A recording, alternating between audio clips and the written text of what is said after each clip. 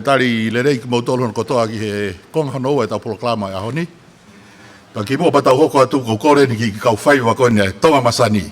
En, Tony, o mea mai mwani. Ke kawa ko tau aho.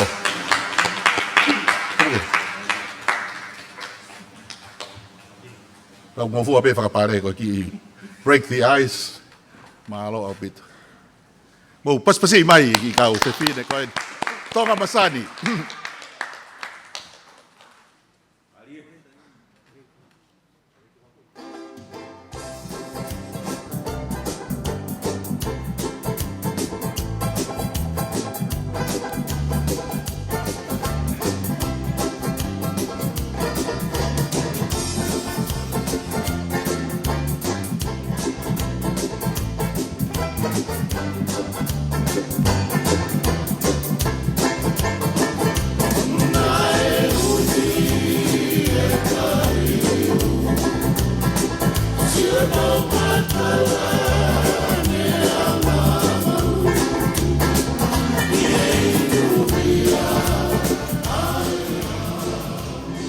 Te whaka mai ke konga no ua koe tau polkara mai he kolo ONELUA.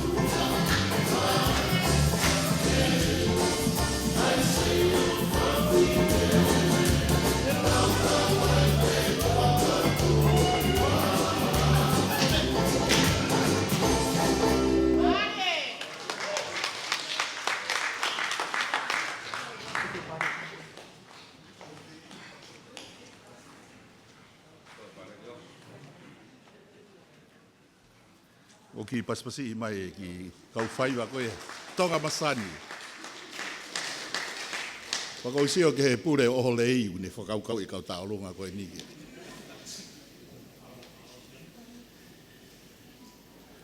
Koe whakatapu ene whakahoko he proklama kapatanga e pongpongini. Waka ukore ke uhu whanga pe ai. Ke tau hoko atu ki he konghana ua e proklama e whiawhini.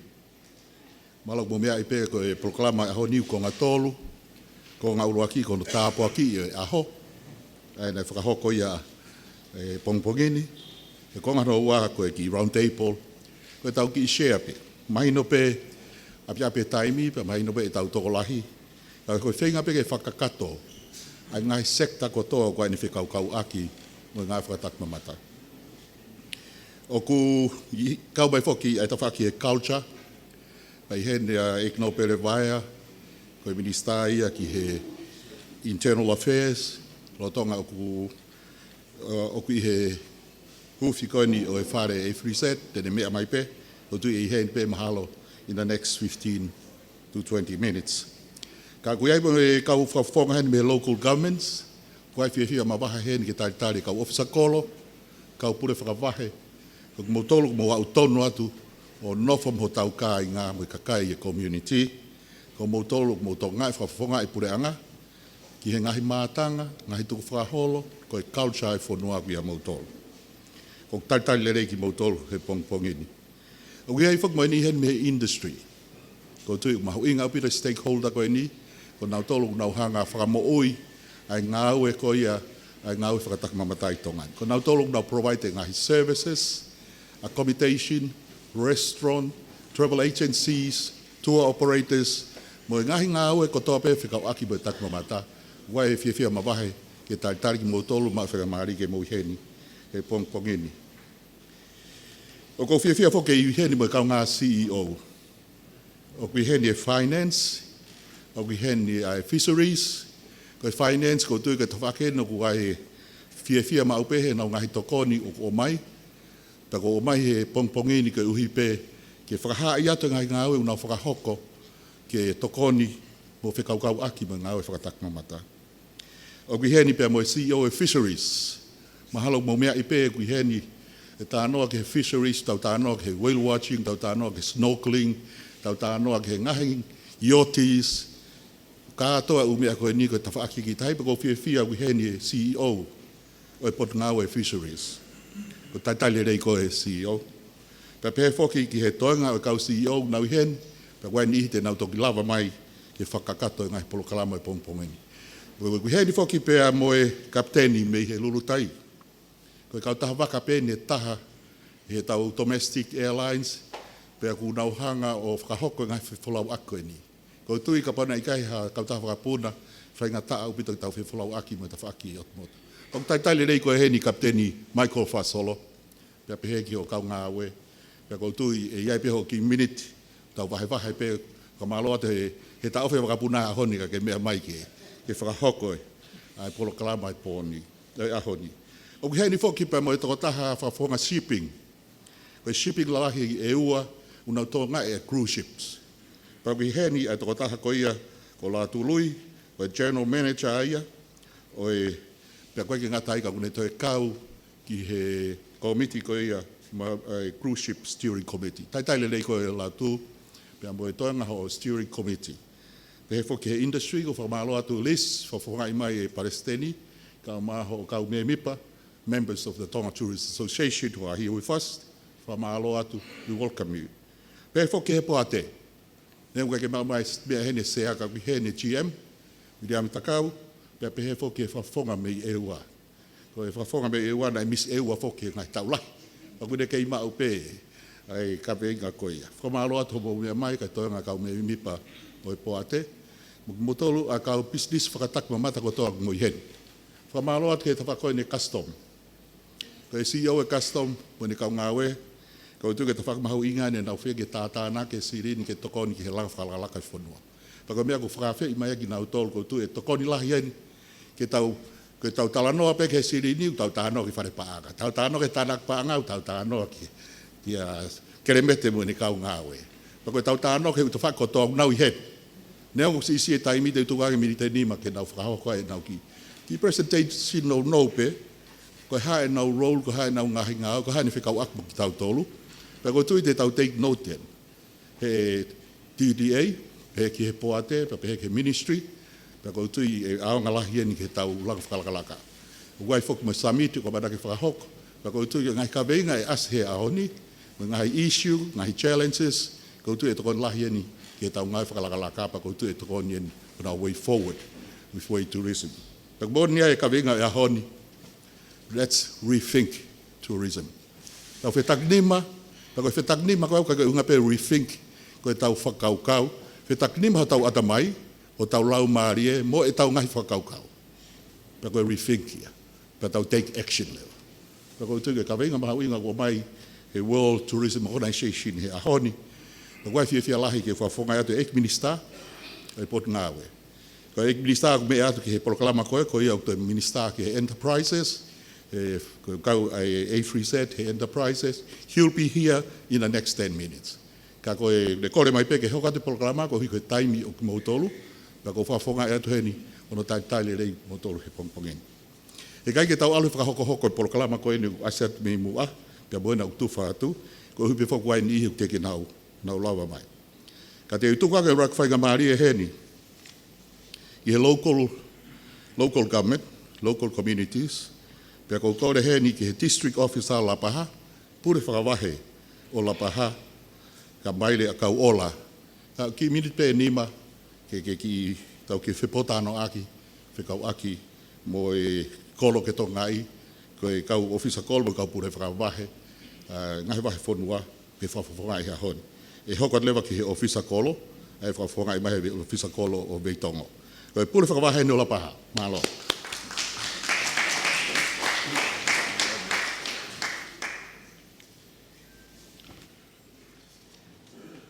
Kore whakamore at Bekau. Talango fua ki he whaipolo kalama. Neonga neu te toki hoko mai anai ka koe ni ko kamata e speakers ki he pongpongini. Pakoi ai, ko kore ke huwhanga atu he tala malu kakato na tau kamata aki ane pongpongin. Pako tawa umai ki he hoa koe ni. Mono konga ua e polo kalama. Ko kore ke huwhanga atu. Tala whakakato ne tau kamata aki. Pea, ki tala whakapapa ke te motol kotoa peu tau hoko atu he konga ua, tau lo nuku he malu e whareni. Kau talango fua ki he potu ngā ue, he ki minite nima ku tuku mai motuani, ke whata ki whakahohaa. Whakafofonga atu ai local government. Pe te ulawa peki whakarea local communities i ngahi wāhenga, ngahi kolo o Tonga ni. O lawa mai mei he wāhenga Lapaha, whakahahake ho tau whonuan, ke whakahoka ki whatongia koeni, pia kou whiawhia o kui heni mo e kau tangata, ngahi o kau ofisa kolo, kau maa e kau pure whakawah, ke mau kau whakataha e pongpongini. Rethinking tourism. Bringing everyone around a shared vision for more sustainable, inclusive, and resilient sector. KETAU FETAKINIMA, ki TAKIMAMATA au ULOA. This dialogue forum certainly is to provide a diversity of views regarding this shared vision. We are to discuss and share our views to ensure sustainable, inclusive, or equitable and resilient future for this very important industry, which is the TAKIMAMATA, Potungaue TAKIMAMATA, to our small island nation. It is indeed a privilege to participate in this forum, to bring and to represent the local communities. For without communities, I'm 100% sure every plans, let alone tourism, will not achieve equity, of which leads to sustainability and, of course, resilience. Bringing my talk closer to home, I do reflect all speakers today, lest I will venture beyond my limited capacity in this area. However, I wish to touch only on these very important points, and I believe one of the cornerstones Tonga tourism industry. KETAU FETAKINIMA ki TAKIMAMATA o ULOA. Human resources ko tau kakai.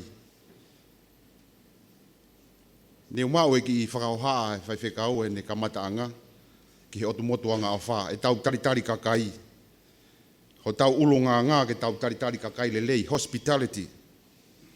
E tau anga whakatō ki la lo, anga moko moko, humility. E tau ofa, kindness. Ke tau apply ka atoa, angahi uni, facts ko ia, ki he kau tourist, taime unau tu uta i ho tau whonuani. O ngahi tolu i mea, o tau kakai, o tau historia, pia mo tau ngahi matatahi, physical environment. O tau wheao he ngahi ahoni, mo ngahi challenges kehe kehe. Kau ai ngahi tuki mua ki ai climate change. Pia ne toto o loto mahe mo tuane ki whakaukau, ko si oku wāhe ngā ko e ria lahi ia o tongani, i whotu at ke potu ngā ue, toi ki toka ngai kina. Nā lava tokoni, e ria lahi koni, ho tau whonuani, ki ngahi ngā ue whakatakimamata. Maka tuunga pe, i ngahi wheliriwake ea, o si ue si ai, ha ngahi konga kehe, ho tau whonuani. Ko anga ia ngahi ki whakaukau, mo e whakotuutu, mo e fie tokoni ki he potu ngā ue takimamata, o Tonga, hangahi uni mea pe, te mauala tokoni ki ai mo kau pure whakawah, kau mai kau ofisa kolo, o tau whonuani, ke tau kawei, ke tau FETAKINIMA, ke TAKIMAMATA, o tu ULOA. Haumua, kau TAKIMAMATA, o tu mātanga e kolo kakala. I kai ke lava o whakamatala, o ku topu tapu, mo tau kakapa. He kuminonga i he utolongoa, o mafua i he whangalongonoa. Ni u au nofo i mui hopo hoponga, holoi tounga e maa i moa. Pae o te rea, whonua motu, whonua tanu, ka si i malumu a whonua motu. Ka e tā whono e mui le reu, pou lalahi mo taku i lau. Tu au whātu.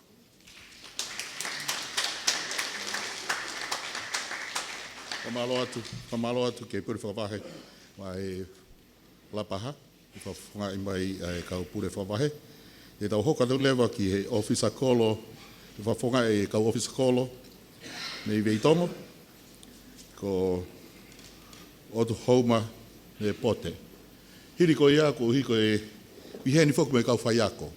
Kau pure ako, kau tau whiawhia lahi ke nau iheni, nau tolo, nau hanga o teu e tau whānau koe kaha uia koe whonua. Tau paspasi mai mua e kau pure ako nau iheni.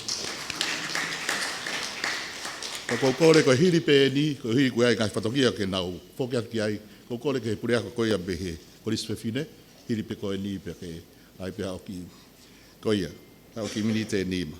Malo, ofisa kolo.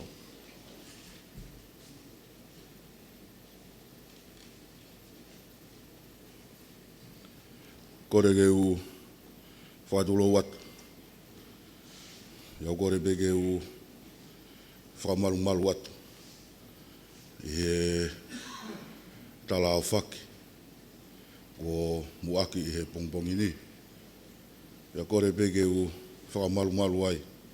I he talaka kato koe ni. Hata whonua. Pea mua lotu. Te ikai ke u wahe wahe. I he pongpongi ni. O whekau aki. Pea mua mahu inga koe ni. Pea mua ono whakailo ngai. Whakamamani la. Ai takimamata i tongani. Te ke u tala noa ke hoku wahenga. Koe hingoa mo tuani o to mane pote ko ofisa kolo bea vei tongo. Te ke u lere mai ke polo kalamani. Na ku fu oho wale lahi au pita. Ko inga gua e ku pure whakawa. Ke ne mea mai o whafonga ai wahenga. Whatonga iange ko wahe loto en. Ko wahe lahi taha ia. Patoki hoko ai wahe nuku alofa. Ko wahe loto en o kumau iai. Pe ana au fia lahi. I hono tau mai mo tuani, ke whaiha wahe o whekau aki, pia moe takimamata, pia moe kaweinga ngā ue, koe FETAKINIMA, o takimamata.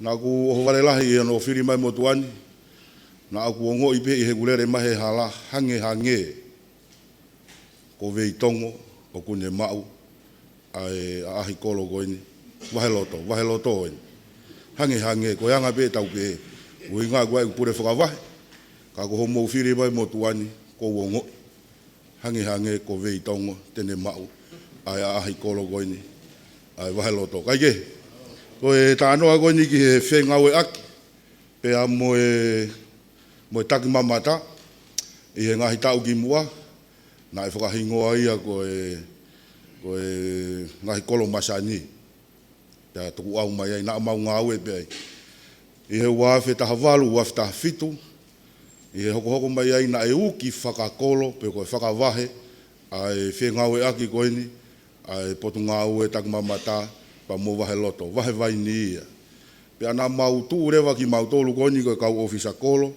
mo pure whakawahe o ia i rewa e mau fo i timi ngau e ai a ko pure whakawahe o kusea pe ai te mo kau ofisa kolo o mau rere i he kolo kotoa pe i he wahe loto o whai koe a ahi koe ni. Pe a au mai ai, o toki tuku pe mau ahi koe ni, i he hoko mai ai tō mai ai pāe mo ngā whi. Pe a hoko mai ai pe mai ko vitahi wa, manai hange na e motu hi ai whia ahi aki koe ni, ai wahe loto. I he taimina tau pe, ko hoku kolo, ko vei tongo, na e ikai ke pehe, ke toe uinga ki mua ke uinga ki i, ai teu kone ngahi a ahi kotoa pena, o si nā tūla pe kakai ia, ki he ngā ue, ko hono te waki koini, o ngahi api. Wai mea lalahi ai e ua i au kolo, ko whetau mai peke wahe ia, i he ahoni. Ko e ngā ue koini ai kakai whewhine, ko ngā whakataha pa mai komite kai whewhine, wai mea lalahi ai e tolu, te ki heka ke po tolu. O ku ne whakawhi atu ngā e ngā ue. Uruaki, ko halapure anga. Ko hono ua, ko e uapi ri aki koini, pe ko e uapi, o ko ngai whamiri koini, o ku nau nofo muri. Pe ko hono tolu, kai ke iaha ki mea ngā ue, ke whakaiwi ai motuani, ui ngā kono toka ngai, e ngai api ri aki koini. Kai ke, kana i whai pe ngā ue e motuani ia, pe a mo e kōsiri o whai pe hono kore, o mau mai peki i se niti, o whai ake pe hono kini, ai u apiri aki koe ni, ui ngā koe te waki koe, ko ia aku ne hanga ue sia, ai ngahi langa whakalakalaka, o heu eik whawhine, i he ngahi kolo, i he ngahi api koe ni. Pau whai e ngā oe motuani, ki he ngahi api koe ni, nā lawa, ke tukuange mai, ki he motuani, nā lawa ke whakasio sio ki ai, ha ngahi kulupu e kolumika kai whewhine, ke nau lawa, o toa ha nau vesta polo, o ke ni kai ke kau ki ai, ha whai to. Kei whae ngāwe motuani, ki he ngahi api ko ia nā lawa, ke tuku mai ia, ke sio ki ai hou eik whawhine, ke whai kai e nau langa whakalaka. Ko tō ki vesta polo, o ku i kai ke ngau eak ia whai to. Ko e ki ongo pe ia whekawaki, pa moe wahe vai ni, o ku ai e tala monu atu, ki he pure. Kai pe he ki he ngai hoa ngā ue, o e pure a ngā, u heni me kau whai ako, kau muri. Wai tala monu atu ai wahe vai ni, ya ki mou tolu ko tawape, pe heke potu ngā ue, mo te waki koe ni, o e tau ahi kolo, ko tau teu, mo hanganaki ai. Rero e malanga, ko tatau atu.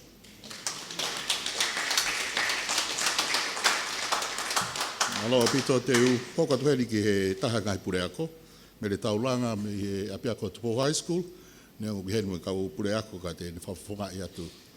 Ai ngahi korisi. Pure ako ngahi korisi, le tau langa.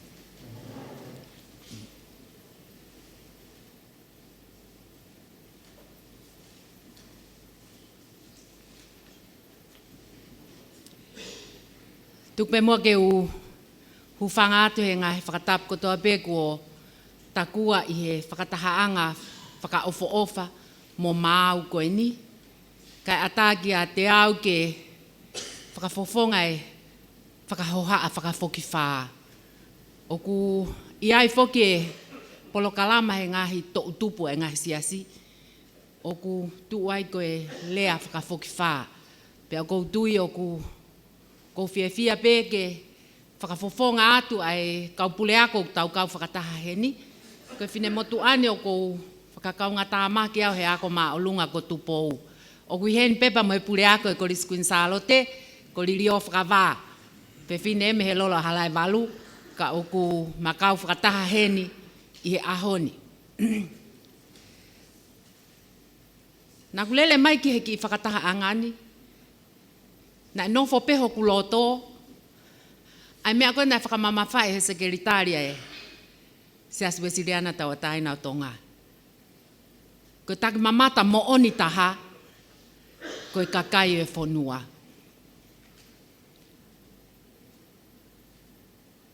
Pea ko ki mau tōlu koe ni whine mātua mo e mātua, o ku mau whakakaunga tā maki he ngahi ako anga. O ku mau la vei lelei pe ai, ai fu mātu aki mahu inga, ai tuki mononofo he loto e whānau, ai mea au lelei, pa moe ulunganga lelei koe, na e pole pole ai kau muli nā nau ahia, ho tau ki i otu motuni. Kia te au,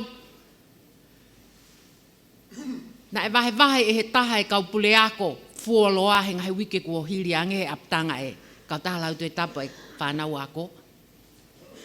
Tō kua na e ulaki whakakau e, moto koe a ngahi ako e sias wesiriana, koe Tonga mo unga ki he atamai. Ko hi koe whakakau whakamuri pe ia, koe atamai o kune whakanofo e tau nofo. Pea toki tala noa ia pa mai kau tangata e ki Tonga, o nau pehe, koe Tonga, o kumo unga ia ki hono loto. He ko ene loto pe Tonga ke lelei, ko lelei a mamani. Ka o ka pahe ke loto e Tonga ia ke whahalanga hake, e holofa kotoa pe ia. Ko tala monu atu ki he potu ngā weni, pa moe ngā awe lahi o mou whai. Pea mou lotu mai ma ki mau tolo o mau ngā awe ha tau ngahi api ako. Ke mau ngā ohi ha kakai, koe kau tangatai, me kau whiwhine Tonga lelei, ke nau kei hanga o mai e kakai ki Tongani. Koe uhi pe koe kakai, pia moho nau ulunganga. Lewa whakahoha.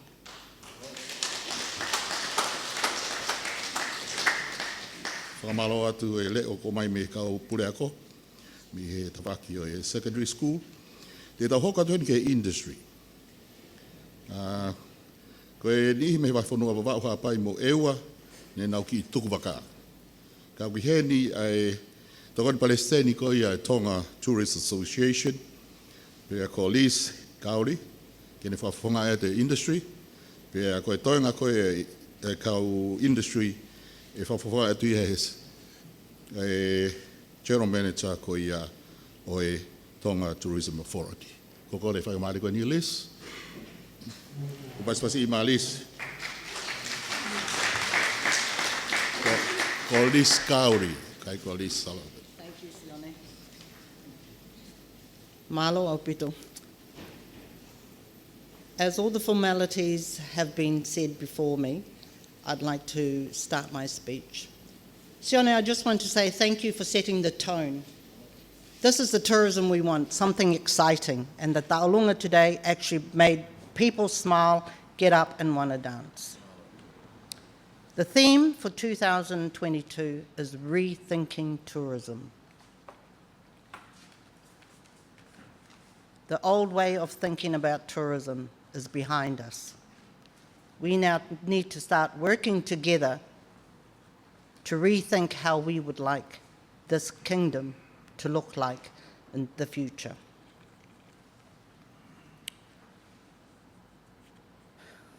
Tourism is a powerful tool.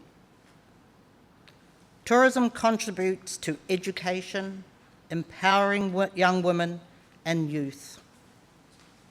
It encourages us to be proud of our culture and value it. The development of communities and education is all part of what tourism is about. Last year, the theme was sustainability. You may think, what is sustainability? What does that mean to you? sustainability requires us now to fulfill the needs of our current generation, while ensuring we do not compromise the needs of the future generation. This includes, but not limited to, looking after our oceans, our aqua life, our native trees, our flowers, our economy, and the development of our economy. We need to look after our native trees by growing our fruit trees, our vegetables, our crops. We should take pride in the fact that we are so blessed with great abundance of local produce. We need more green space. Our ocean is the livelihood of many. There must be an education on conservation. Government, businesses, communities must come together and align their tourism practices so we can work together and move forward with a better, unified understanding of how we want tourism in Tonga. The pandemic has changed the very essence of what tourism is about. The year 2022 started with a bang in Tonga. Following this, we were hit with COVID. People are still coming to terms with what happened. The impact has caused mental stress. Businesses have gone under, and we are still building. We are a very strong people. We are very proud people. We need to help each other. We need to be kind to each other. Private sector, as everyone says, is the driving force of tourism, but we need to work together. Communities as well, government entities as well. So there's only one voice. This gives me an opportunity to talk about some of the factors of businesses. We're coming up to change, renewal of licenses. We need health, tourism, fire, police to actually work together so they have one voice and things don't change every 5 minutes because it costs us money. We must provide a platform for dialogue to identify steps forward, recovery, transformation and development. It is important that cooperation from tourism as a central part of people in tourism has a part in the policy making. There are lots of pillars of tourism: accommodation, lodge, food and beverage, and the world is now looking at food and beverage as a fast-growing sector in tourism. Souvenirs, handicraft, sports. This includes whale watching, kayaking. We have bird watching, we have airwheel, we've got beautiful places to go to. We need to start getting creative. As I said before, the tourism we knew is gone. We need to rethink what tourism in Tonga will be like. Entertainment and cultural events, conferences, seminars, weddings. This is a big market. What is holding us back? What can we do there? We need to create a place that is safe and somewhere where people want to come to. World Tourism Day is a celebration, and thank you, Sione, for starting off with a celebration. Action is powerful, but we all need to understand where we are heading, as we do not want to copy others. We are leaders. We want them to follow us. Let's open our eyes, our minds, be creative, because this is a time to rethink tourism, work together to make a difference. Malo.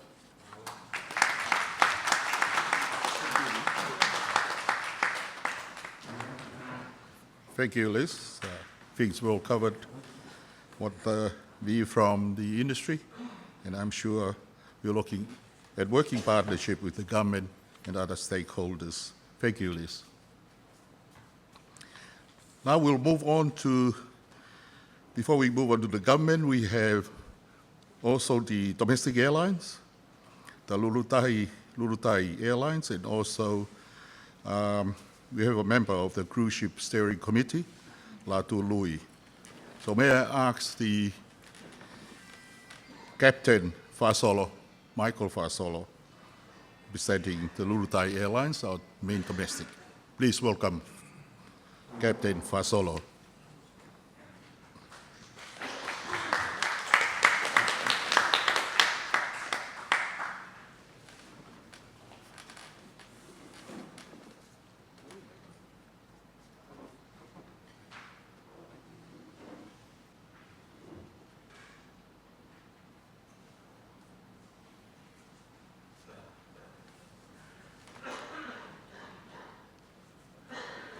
Mahalo.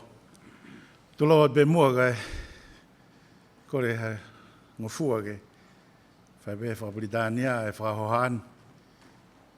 Ngari potong be la bavare e le fa Britania. Ladies and gentlemen, as you're being introduced, my name is Magaire Fasolo. I'm with the aviation industries for about 33 years now. A lot older than some of you here.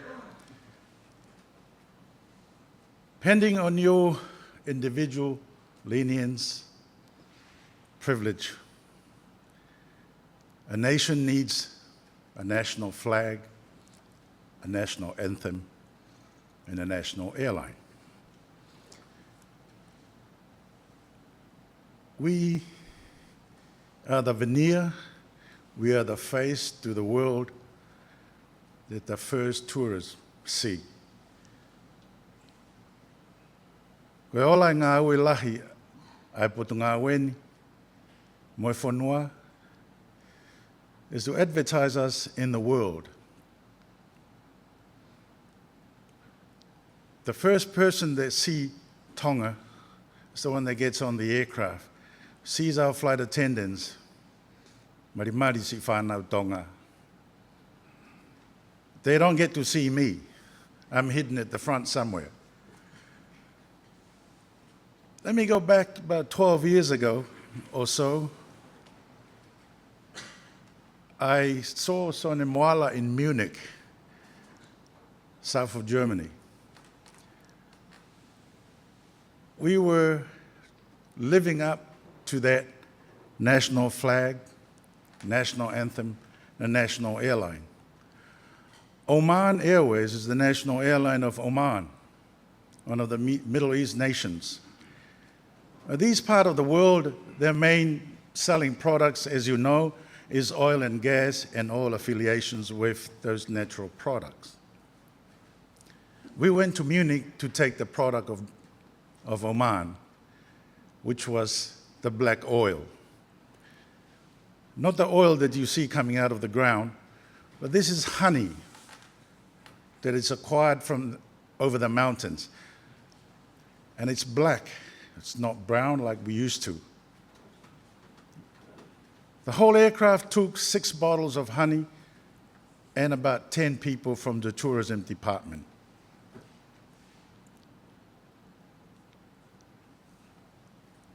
Ko hanga o whakahawasi mo tolu, ke hiri ki he te pire, how important tourism to any nations. Ko ngā awa e motuani,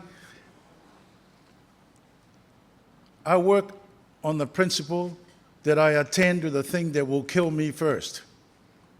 Up there are a lot of things that can go wrong. Number 1 to 7 will kill you. but you attend to the thing that will first kill you. Pako whekaue a honi. Au mai ag he tau nofo whakafonua. Tourism is now the second earner for the nations. I go offer me muri a gainga foreign remittances plus the RSE kautori mo mea ibe. That's our first earner. First and primary. The second is tourism, moving up. So, ladies and gentlemen, let's attend to tourism because it will kill us. Thank you.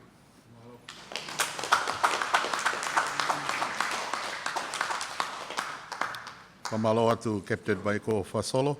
Ko kore ni whakamari ko ni ke tau hokat poe mua ki he whakasose industry ki a Latu Lui as a member of the Cruise Ship Steering Committee and also the General Manager of the Pacific Forum Line.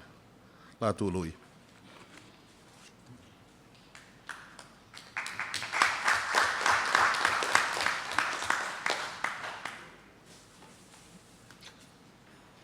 Kore peke u whakamalu atu he ngahi whakatapu mua ki. Pe whakamalu en ki he CEO e TAKIMAMATA e whakamari e ke u ki lawe atua e pongpongini. Mo e ngahi mea o whekau aki pia mo e TAKIMAMATA o ku kauia e motuan. Hange ngahi rea ko mua ki ko whakamalu lahi atu. O inga ko e ngai poupou ko toko toa peke tunga koni koe tau TAKIMAMATA. Ko e tawhake oni o kuia e motuani. Mala tūlui me Pacific Forum Line. O ku ko e tau ene ngofulu maamalu. E ku ngau e i he tawhake koni e whapuponga i uwaka ki mo ai e tau o oa na ufulau ai e ngahi waka fulau tahi e ngahi whanua muri. Pe o ko tui tatau me mea na toki lawe ki ai whaasolo. Pe hange ko e ngahi mea na e kamata ake tau polokalama he ahon. Ka koe kakai o e whonua. Ko ia a e uluaki TAKIMAMATA ke he whonua. Ki tānoa pe ke taimina uhawa ngā aue mai ki nukwalo whani. Nai taha pe uafu, nai uafu kunsalo te pe taha, nai mita pe uataha. Koe whakameiri koe nai tau mai i tonga ni, nai mita ia me uange au tupu. Whai mea e whengai pureanga, pa tau unuaki mai ki he uafu. Kunsalo te, whikaua. Nai au e tunga koe ke mita te au hongo fulu. Kei whakalaka pe la lahi e whakameiri koe nai hau tonga ni. Mea au ke tunga nai whakotutua he pureanga ki toi whakafo e uafu una. O hoko ai wafu una ke ni whakamanatu e ngahi mea u tau whanonga ki hae ahon. Nei tu uta i e wholau ai tu i Britania. O taritari e he la ako ngā whanua. Whiunga e wafu kuinsa e wafu una. Mo mita te au wanoa, o ne lawa KETAU waka. O wau he mita tolunge au. I ngahi ahon. I he wafe maanima ke he wafe hongo fulu. Nai awarispe he waka fitu, waka meiri, cruise he fitu nai tau mai i tongani. E wafe hongo fulu ke he wafe tahanima. Nai awa e tunga ko e ngahi waka meiri, ki he waka meiri e o fulu tupu. Peko e wafe tahanima ki he wafe wanoa. Ki maase wafe wanoa, nai awa e cruise nai uspuka mai ki tongani whakaluku fua, pe moe waka e uange au, e waka e whango fulmata. Mea pango na e tō mai e COVID, o i kai e lava mai ngahi waka. Ko waka mimi itaha mena e tau mai tongani he aho oua, pe koe aho oua fit, o e mahina ko whee puere wanoa. Talu mea alo au ke ahon, o ki te kia waka meiri e te tūta mai ki nuku alo whani. Whakawitai utau whanongo e mea na mea ki he tokani bare mea, nā ne pehe. Ko whoki a tongani o green, pe koe ulaki cruise e whoki mai, e tau mai e he morite o wike kahau. Ko tui lahi pe hoko ia koe hange koe ngai pōpō utau whanongo ki ai. O whekau aki pēr mo e uwaka meiri e nau whengau e atu pa me potu ngau e TAKIMAMATA. Ko e ngahi klusi kou hau I tonga ni, o whengo whangagato ia pa mo e kautaha klusi e hongo fumanima. Pana ai e ngahi konga mai ki muini e wane whakaukau e kautaha koni ko PNO, pe koe ni koe kāningolo i Asteria, ke ririu, e whaunga koe o e waka whulau ewe e wā ke ou e haupe mi Amerika pia mo toki tānaki mai ai mo Asteria, mo Nusila, na nau whau e nau tolu, ai whahinga lere, na kau pia Nusila, pia mo Tahiti, mo Fishing, mo Tongani, na ube koe 15 days round. Uhinga 15 days round, koe foi aha pe tahanima, pa nai whao mai rewa Nusila, ma mo Asteria, I he konga koe a koe, ki mui, whakamui mai koe cruise. Pa nai kau ia he toko ni lahi, ke hanga whakalahi ai, e ngahi tuunga koe, o e whakameiri ki tongani. Pea koe tuunga ia o e ngahi whakameiri ko nau tau mai ki tongani. Ko manatu I lere I pe, e ngahi rea he ahoni, e pare mia ki mua ato tongani. Ko lere te motuania ko hinga ko ki wakatou tai na hau hoko e whakatu tāmaki wheitu atapa whoki mai. Pena whai e whenga e potu ngā ue ia, ko e hinga ko e ngahi totongi, pa ko hinga ko e ngahi whakahafu mo ina e whai. Ko taimi koe na e mea mai pare mia, ke sekerikari aho ko ia, pia ni talangi. Ko hea mea uase he mape whonua.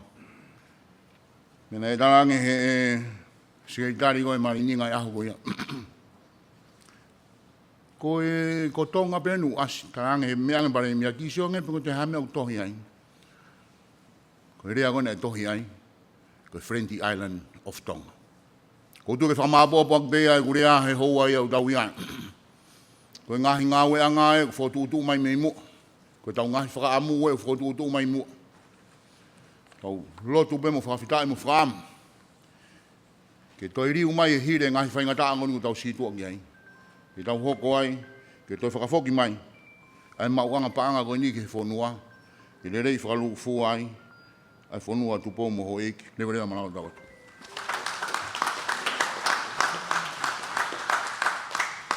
Whamalo atu Latu lui, ko tu ke ngongole nei ko tau whanoki ai.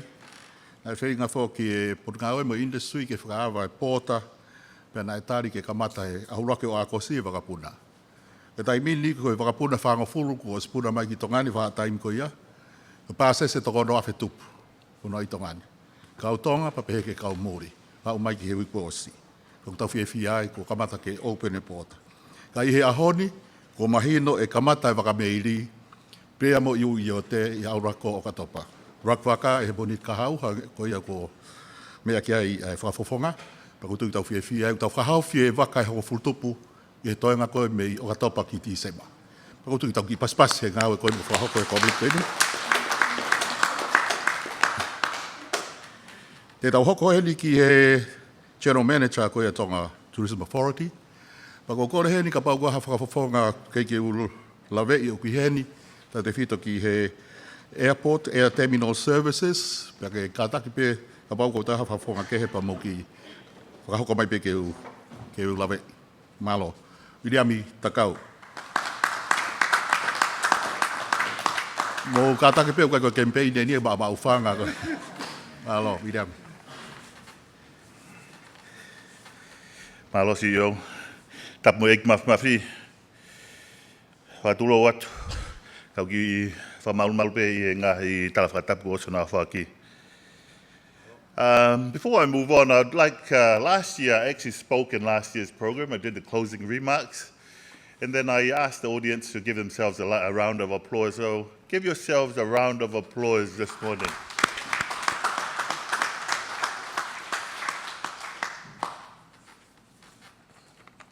There was a round of applause last year because we made it through COVID. This year we've made it through January 15th.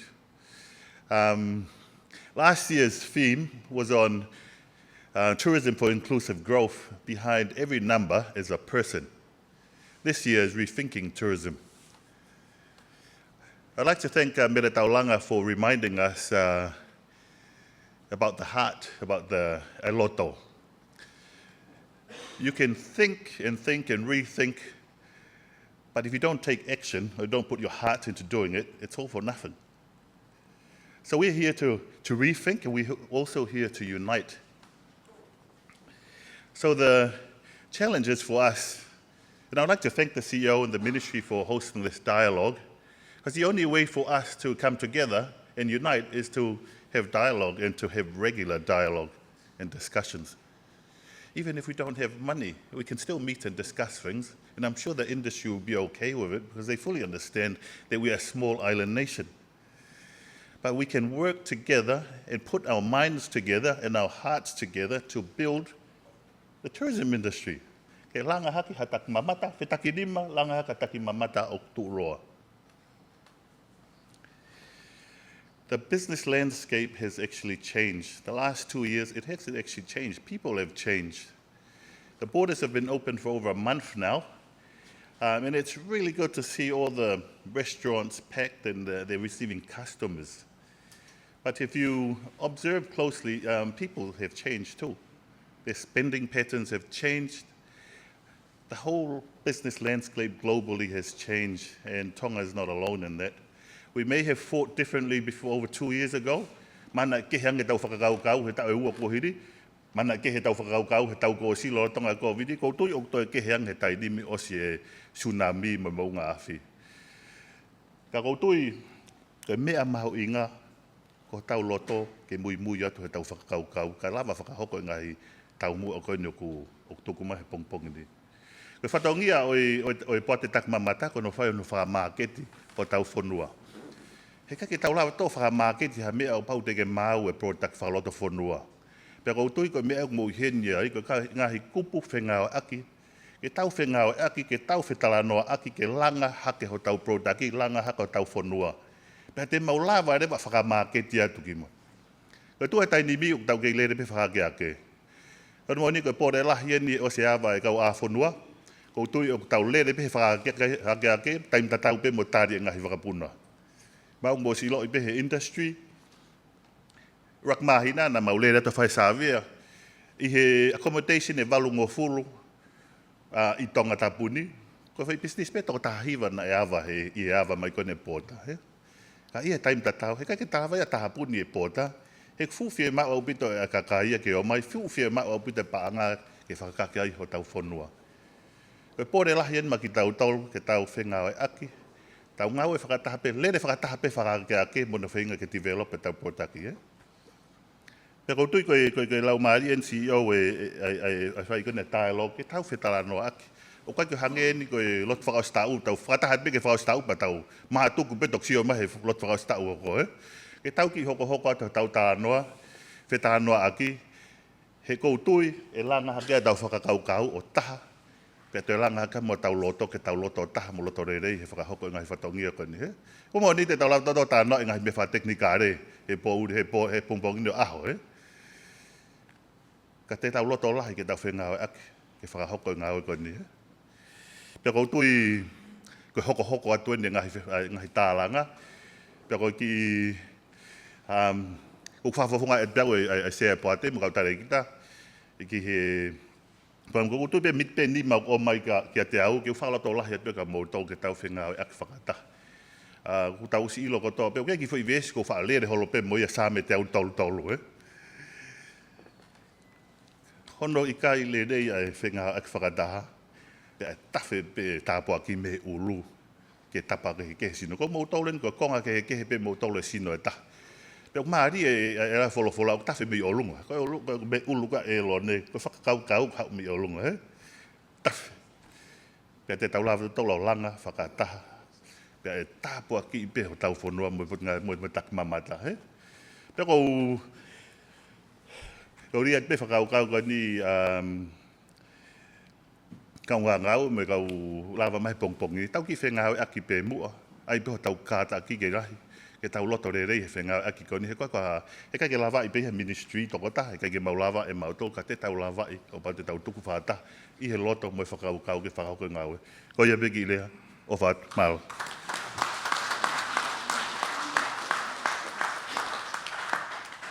Whamalo atu ki he General Manager o e Tonga Tourism Authority. Am takau e leo whamawhana mo e pe popo aki e ngā ue u whakahoko. Te tau hoka tue ni ki he ka pau gaha nihi i he kaurea koe nuku ase he lisi u ku hena whakafonga ka tak pe whakahoko mai.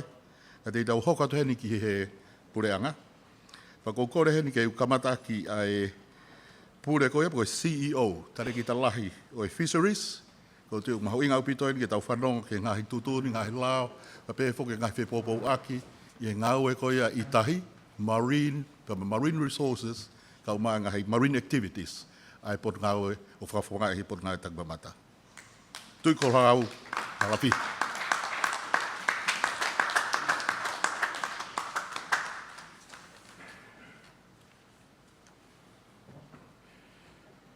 Kore ke u whamalumalo at be he tala whakatapu kakato ko kamata ake e whakatangani he pongpongini ka atama mo ko ai whangamari e koni whamonua e koloa ku o tumoku ko hiko e whakataha mau ingani. Tō mua kaunga kau whataha be e whawhitai ko hiko e whakatoa maari e o tua mea hono kotoa be pa tau lawe monuai. Ka pau e kai ke kauarangi he anga o e tau whinga pa mo anga o e tau ngawe. Pa koe ha whakatoa merie, ko kaunga kau whawhitai i hua koe ni. Hangai pe koe ngahi rea ki mua, pa moe lawe koe ki he kaweinga mahu inga koe ni, ke tau FETAKINIMA ki ha TAKIMAMATA o ku ULOA. Hangai koe mea ko lawe ki ai e MC, whekauaki pa moe motuani pa mei he potu ngāu e tautai.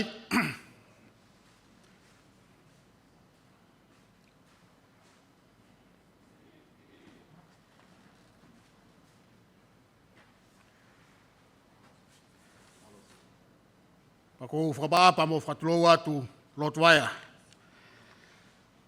Whatongia whoke o e potu ngāu e tautai, ko hono whakalakalaka koia e tautai, langa hake o tautai, i he whakakaukau ke tūnga malu whakabea toko ni koia e whonua. Paka ke ngā tai, pa wei pa mo ne lawe ki he whakaekonomika koia e whonua. Pea ko hono konga hono wa, ko hono whakatolonga koia o ngahi mea mo ui, ko hui ko e tau whanau ki he kau. O mai koni ke whakaukau koi ni o e takimamata pa mo e tau sio ki ai, pea ko oswhai e lawe ki ai e kaurea ki mua. Lawe mai e tawhake e pailate pa me he whakapuna. Pehe ke lawe mai ke tawhaki koia e ngahi whakameiri. Pehe ke lawe mai e presteni o e takimamata, whekau aki pa mo e ngahi lawe, whekau aki pa mo e whakamaketi. E kuksia koni he tawhaki koe ni pia aneuhu, na e lawe e whekau, pehe ki he pure koe ni pa mei he apia ko maalunga tupou, whekau aki, pa mo e mahu inga koe hatau kakai koe huka takimamata. Pehe ke whakawakai koe ni a aku ke tawhaki koe ni o kou iai, pe hangai koe whakaukau e takimamata, koe tau o mai e kau muri ko ni ke nau mai o mamata ki he ha. E kutui whawhawha e whakaukau koe ni o mai whekauaki pa mo e kakai, pa mo tau wanga whakawhonua, pa mo e ngahi urunganga o kakai, ka te urawe atu, me he tawhaki koe ki Latu la. Aini o ko mau iai he potunga e tautai, koe mau poupou ke he takimamata, pa me he tawhaki koe a Latu la. Ko hi ke mau toka ngai kina, kau whataha pa mo e pure anga pe pehe ke potunga e koia ātakai, ki hono whakatolonga pa mo hono toka ngai kina o ngahi mea mo i koia i oseni, ko hi koe takimamata. Ko lawe i pe i he, ko hiri hange koe whakaukau koia e potunga e tautai, ko hono whakahoko e tautai, tamate i o e ngahi mea mo i oseni, ko hi koe mawanga mo ui e kakai e whanua pe ke ngā tai pa mono whakatau atu. Te ulawe pe ki ai hangai ko tau whatata pe ki he tofu a i he kua hiri. Na e mau mo ui pe ai ka kai whanua. Ka ko hiko hono mahu inga ko ke whakatolonga e ni. Kana e tari he whanua ke whakatolonga. Ka ko hiko ko hoka koe a takimamata whengawe a ke whakataha mo pure anga. Ka kau ai e poupou e potunga e tau tai ko te whatongia ko no whenga ke rehi e tofu a whakatolonga. Ko hike lawa ke whakaaonga i he area ko te takimamata. Potu ngau e tau taipa mo e whakaukau, koe hangai koe bea ko lawe kai, koe ha mea te mau whahoko, ke whai ake a FETAKINIMA koe ni ke tokoni ke takimamata. Iai e whakaukau i he potu ngau e tau taipa, mga he visone e potu ngau e, ki hono poupou i o ecotourism. Pe kono tāna ki whakataha o na tūla, pe mo e takimamata, ke lawa ke teke ai whatongia koe ni Ai he whakaukau koe ni ku, ia ngahi polokalama e potunga we kauai e polokalama koia ki hono fotu koia ngahi sone, pe koe special management area i herea whakapapalangi, pe koe ngahi area whetu pure makehe, i ngahi kolopa me ngahi matatahi e whakaukau ke whakatolonga e ngahi me bui koe ni oseni, ko hui e lava ka kia ngata pehe ne tokoni, whakapea tokoni ke whonua, e lava ai ke tokoni ia takimamata i he ngahi kolo, tala te vito ke hono malu i koia ngahi hakau, malu i koia ngahi wheo, malu i koia ngahi mea moui, ko hui ko takimamata. Ika kia ngātai, ko tūtai mini ka proklama koia e potunga e tau taiwhe ko akipa mo e proklama koia sone koia e proklama hei ni manga fulu mahiwa, kolo, ni manga fulu mahiwa, ko tari he puri anga ke whakakau he proklama koe ni. Proklama hono ko proklama ko hono whama i koia e ngahi mea moui koia o seni, po hono whama i koia e ngahi ika, uraki e proklama ko ni ke whama tofe koia e potunga e tau tai. Ko hui ko mahu inga koia takimamata ku te kai he proklama koe ni ai whama tofe, me he tau ko hirina e whama e wawalu tauni, ko unu hake ki he whama e tolongo fulu maawalu, pa mo e tau mua e tau koe ni ke ma unu hake ki he whama e nimanga fulu. E tau whau te mau whenge whakaraka na au ki he whama te au, i he whakakau pe, ke tau mateu teu, ko heni e hau e waka hongo fulu me heni peki ti sema, o te kai ke lahi ha whainga mateu teu te tau whahoko. Pa ta haia ngai mateu teu ma he potu ngā ue, kono tokainga kina, i kai ngā tai kau gai, pa mono whama i koia e moko hunu. Tau ko hiri, i tauni na mau whotua e whama e, i tau ko hiri whamoremore, na mau whotua e whama e taha, i he tauni, mau rawa whotua e whama e fitu. I he whakakau pe, ka kia ngata pehe de tokoni whaekonomika ke he whonua, pa mo tokoni koia, ki he no teke koia o ecotourism, no teke koia o e takimamata. I kia ngata ai, whalere he potunga oe ngai whama, hoko te whama koia hange koe vāsuwa, hu whangai whatapu, ika, ta pehe ki he tauni, hono ahi koia o e uloa awai. Ka kia ngata pehe hono, whotu e ngai mea koni ke mea mai e kau takimamata ke nau mamata kai, ka ke toi poupou i ki nau tolu whaka mea tokoni, ke lava pe, ke tau mau pe tokoni, hangahi mea tokoni, whiunga. Ke lava, ke whakalato ake a no tauhi koia oe, kakai koia pe koe, kakai kuna whalau e ewa mai ki tonga ni. Ko hui koe taimi, ko whio atu pe ai kore, pa moi whi poupou ake. Ko hui koe whainga ngā ue koe ni, pa me he takimamata hange pe koe potunga e tau taipe, hange pe koe kaweinga koe ni, ai FETAKINIMA, he ke lava ia i hasino pe ta. Ai tau kau katoa, te tau lava FETAKINIMA. Pa koe FETAKINIMA, koe ni koe FETAKINIMA pe he osi pe ai ahoni, pe koe FETAKINIMA pe he osi pe hawike me heni. Whia mau koe FETAKINIMA tu uloa hange koe whakaukau, pe hange koe whakaukau koe ia tau koe hiri sustainability, he tu pe tu uloa, malo.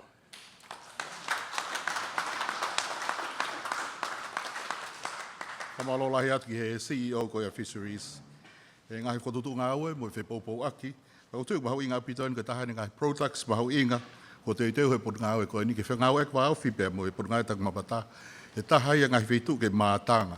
Ko tu ka pau te mau mea atu ki he hala ta whaki whakahihifo koia o e whakahihifo koia palasi uai u whakailonga e ku tapu ke whahatau tai ko e whainga ke whaihono reserve.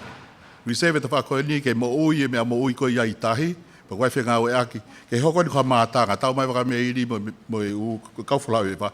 Ke nau te hela, o ke uwhitu mamao, ka te nau wofi pe ai, ke nau sio tonu, i he tūwhakai nā tula o e tawhaaki koia ki he Marines. O whae whamalo lahi atu CEO, mau taimi ke mea mai. Ko taitale lei fuke he ni Ek Minister koia e mia, Internal Affairs, Lord Vaya, te tali rei koe pongpongini, o lowe ipe, lahi ngai whatongia, ngai ngawha e pongpongini, kau ke mea mai peke whakakato e whatongia, he katoa ngawe ahoni. Ko lawe ipe polokalama, wai mea te ki tok mea ai, ka kimo ai ko kore heni ki he o ministry, wai whawhawhonga hene mia, ana hola. O kore mua ke mea mai o whahoko e ki nite nima koe ni, hiri koe ia, pa tau toki hoko atu. Malo.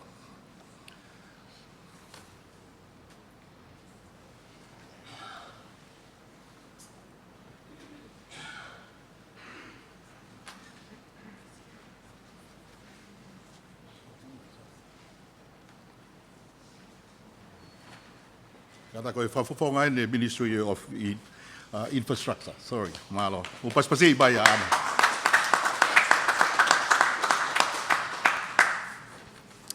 Kone pe ke u hoko ati he lau maali e tatau, hange ko e nei o si whakahoka ta ngai whakatapu ki mua e te au.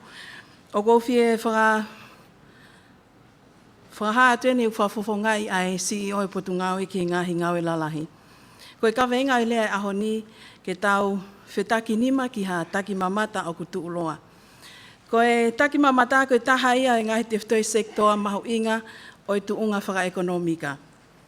Kua hoko ai TAKIMAMATA koe Sectoral na i whainga taa ia lahi taha i he whakautua ko ia e whamaman lahi e COVID tahiwa. Pea pehe ki kakai ko toa pe mo e ngahi mau anga tokoni o ku whakawhalala ki ai. Ko hono mo oni, ko hata o whainga tā eni e ua, kua tau situ a me ai, ka au tau sio ai, i he kahau, ke tau toi whakakau i, mo whakamahinoi, ai Sectoral ko e ni, pe au mau tui, ko whainga maali e eni ki Tonga. Kua hoko ai whewhanonga aki, ko hakonga mahu inga ia o kautaha TAKIMAMATA. Whehoko taki anga o whewhanonga aki, mo kau wholau ewe ewa kehe kehe. Ko e ngahi whia mau ki he whewhanonga aki, ki he tuuaki o TAKIMAMATA, mo e whakalakalaka o TAKIMAMATA, ko hono toka ngā ia o ngahi hala, lolotonga, langa o ngahi hala lahi ange, mo e whewhanonga aki, ai ea, mo tahi, langa o e mala e wakapuna whakaloto whonua, mo whakalahi ai ngahi langa whakalakalaka whakaekonomika. O tau FETAKINIMA whakataha pia mo i Potungawe ki he ngahi ngawe lalahi, ki ha TAKIMAMATA o kutu ULOA. O ki aha ngahi palani ngā ue, mo i whakatuutu ai Egg Minister, ka pēe whoki ke pulelahi ai Potungawe, ha ngahi ngā ue mahu inga. O kāwai hono langa, ha te minolo fo o i he malai wakapuna, whakawaha a puleanga, tanu ai hala puleanga, mo mono ai hala, langa ai hala whakakawa-kawa, mo hono whakalahi o i wafu kinsalote. Ka paue au sia ai ngahi, langa whakalakalaka ko eni, ko ha matapa ia ke TAKIMAMATA, ke whakaau ngai, e TAKIMAMATA, ai ngahi whonga whewhanonga aki anga maheni ko toa pē whakaloto whonua ki he whewhanonga aki whakamaman lahi. O whatu whoki he Potungawe ha ngahi whonga whewhanonga aki o kumalu mo hao ke kau wholau ewe ewa. I he kamataanga e taoni, nai hoko ai ha whakatamaki whakanatula, ai mo unga puna mo unga awhi, hunga tonga, hunga hapai. Ka nai kau e Potungawe i he no whakahoka hanga awe mahu inga, ko no whakamaa, mo no whakaatata, ai ngahi elia nai hoko ai whakatamaki, pia pēhe whoki ki he tau hala puleanga, ki he whewhanonga aki. O ki ai hatu unga makehe ai TAKIMAMATA, he aonga ia ke tuku i kolo whakaloto whonua, whakaekonomika mo whakasosiale. O ki tau FETAKINIMA mo ngahi whakaamu, e lava, pia totonu ke tau mua aki he ngahi tuuni ngawe, mo ngahi polose ki langa whakalakalaka whakaloto whanua, ke whakamálohia ai ngahi lelei ki he TAKIMAMATA. Te upehe o kutolonga ai Sectoral TAKIMAMATA, o tau whakaanaua kotoa, pia o tau whie whanonga kotoa. I he taimini, o whie mau ke tau ngawe whakataha ai puleanga, ngahi business tau taha, mo ngahi community. O koutui, o lelei ai kahau. E whoki mai kau wholau ewe ewa, pa te tau tokanga i kina lelei ange ki nau tolu i he kimua. E iai ha hala fo o ki he whiewhia, i he TAKIMAMATA, mo i whakawhetongi whakawhonua. Whatawange tau mau ha aho TAKIMAMATA, mo i wholau ewe ewa whiewhia māloha ukito.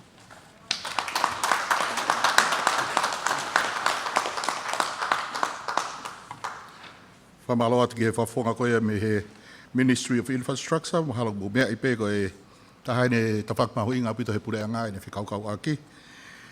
Ko e connection e hala pureanga ko e purungai koe ni. Ko e uafu ko e purungai koe ni. Ko e malai wakapuna ko e purungai koe ni. O kui ai whamu ngahi project ka tuka leo ke whakahae reo mana ke whakahae ai ana. Project lalaha wawau ko e whakalahi mala wakapuna on the pipelines, pa pēhefo ke he project ki he langa e uafu cruise ship a wawau. Ko tui i he tawake taha, ku i kau whoke ngahi project koe ni ki he hala whakaukawa, ai whai e teo mga aue ki whakahokia. Ko tui koe konga pei o ngahi project koe ni. O tokon lahi au pito e infrastructure he ngai project FETAKIMAMATA. I eua koe whanua u toka kou i tatau pe mo papa ulahi. Nei tokoni au pito e rongo whakahoko ngai halapure anga, pakutui u mea i pe whafonga eua, ki he ngahi mātanga. Pakuai e whamalo lahi ki he. Ta whakoni e infrastructure, pakutui hangepe koe nei lawe, ki tau whengawe aki wa ofi, ki tai totonga tau konga lahi ka lawa ke whahoko ngai ngawe koe. Malo, ko kore he ni ki he whafofonga. Ko tui e mahui ngau pito e mea he ne acting CEO of Finance. Ko tui ko tawhake ni ko e ngau e lahi mo ngau e whangata o whahoko i he pot ngau e koe ni. I he taimi kotoa ki e whahoko mono le vai. A e paanga ka umai tokoni ki he ngai sekta ke o kaua e por ngai takamata. Pako whawhei he ni acting CEO le seri tūfui wharetau. Please.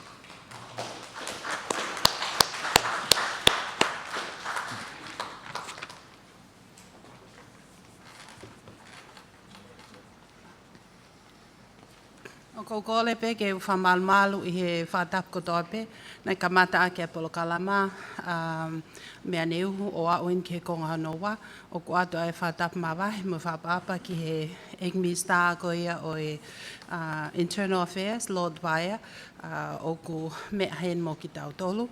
Ka e o ato ai ki lea pa mo poupou me he pot ngai paanga. Ki mua pe au i he asmai, pe mo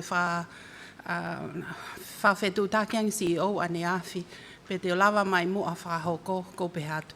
O ko mai kina i he attend ai, ko hinga he ko asi pe he kau he industries ko alato e ai tuwha paanga e whahoko.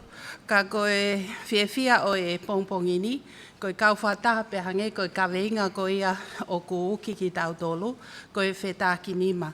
Meaning, i he ku interpretation, o ku heni ai all key stakeholders of the tourism industries, and then we each have a role to play i he develop our tourism in Tonga. From Ministry of Finance perspective, our mandate, we look after having an overarching role, looking at the economic and financial aspects overall for the kingdom. Meaning, in terms on the economic, we identify, government has identified, and as you have heard from previous speaker, from the fisheries, agriculture, tourism, identified by government as the three key economic sectors to drive the growth pegoe whalakalaka koe wha ekonomika ai whonua. Aia oku these sectors underpin peg whamalmaluia i he one of the government priority agenda o pegoe GPA whikawhitu. Aia oku pehe to create trade opportunities for regional and international trade agreements, focusing on agriculture, fisheries, handicrafts, tourism, and promotion and value addition and product diversification to reduce barriers to private sector development and heavy reliance on imports. Aia o ngali, it's a neonga o ULOA, mouthful, but it actually highlights ai ngahi focus mo ngai whakaamu koeni ai puleanga ki he sio ke tau langa whalakalaka whakaekonomika. Aia o kuai tokanga makehe ko hinga ke build the confidence i he sektoa o TAKIMAMATA, pe pehepe ke ngai sektoa whaekonomika ki he paketi, lawe i pe i he huat, koloa huatu mo hu mai, pe he whoki he whetu taki, kai ngatai, but to restore ai ngahi whainga maalia whakapaanga ke tokonia ai wesia whaekonomika koeni mei he COVID, pea i kai ngatai, pea pehe whoki hoko koeni ai hata haha, ange ko ia ko puna e mō ngāwhi. Pe i kai ngatai, pea kwhai ai sio ko uhinga, ko hono toe recover o peko reconstruction of the key sectors. A ngawe ko ia na mona tau tok whanongo ki he lea mo popo me he tawhaako infrastructure. Ka koe konga hau noua maha ko teu fia lawe ki ai, pia ki ai ai kol whamole mole, ko uhi ngā pē, ko tau ngahi tō, e tau whakaamu, ko uhi ngā ko ngahi paanga ke whahoko a ke tau ngā oe, tau lawe ko toa pē, it's limited. Our resources is limited. So we need to each cooperate and prioritize what do we need. So from Ministry of Finance perspective, we anticipate and we acknowledge the effort of the Ministry of the CEO and the Ministry of Tourism, develop all the respective plans, and then the outcome with the, from this forum that will guide the way forward in terms of highlights the key areas for the development of the tourism. What's available in terms of financial for the sector? I lava be around 7.5 million be o lava go I he whafofua both I he budget e puleanga mo budget to koni mai e ngai development partner I he ngai polo kalama ko eni ki he throughout the year ke tokonia ko eni ai Sectoral TAKIMAMATA. As you also noted, government has given out relief assistance following the eruption and also COVID-19. From the past, as you noted with our, when we heard about the COVID-19, we did a lot of preparation, and all the funding that we have received all went through ki he foitau hoko ko ni ki tau prepare ourselves ki he hoko mai koe ni ai ka hoko mai pe koe hu mai ai virus ki he tau whonua o tau I he tunga ma teu teu. Unfortunately, as we projected for the e au mai ki he tau niko things will start go back to normal.